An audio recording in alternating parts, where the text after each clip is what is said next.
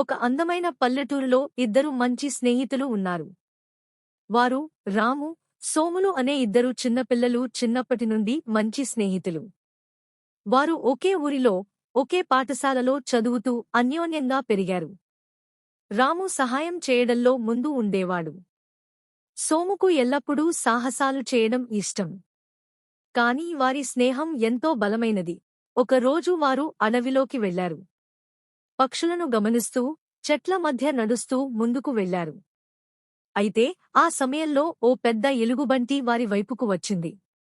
సోము, పిరికివాడిలా, రాము, నేనేమీ చేయలేను. నాకు తెలియదా ఎలుగుబంటిని ఎలా ఎదుర్కోవాలో? తెలియదు అని చెట్టుపైకి ఎక్కినడు. రాము, అయ్యో! ఇప్పుడు నేను ఏం చేయాలి? తెలియక ఆలోచించాడు. రాము తన తెలివి వాడి నేలమీద పడుకుని ఊపిరి ఆగినట్టు నటించాడు. ఎలుగుబంటి దగ్గరకు వచ్చి అతన్ని పసిగట్టింది. అయితే ఎలుగుబంటులు చనిపోయిన వారిని తినవని తెలుసు కాబట్టి అది వెళ్ళిపోయింది. రాము, ఎలుగుబంటి నీ చెవిలో ఏమి చెప్పిందో చెప్పు.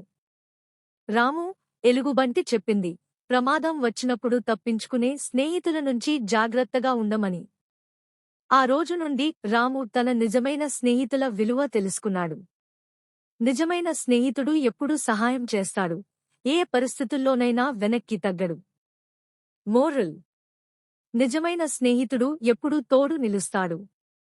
ప్రమాదం వచ్చినప్పుడు మీకోసం నిలబడేవారే మీ నిజమైన స్నేహితులు.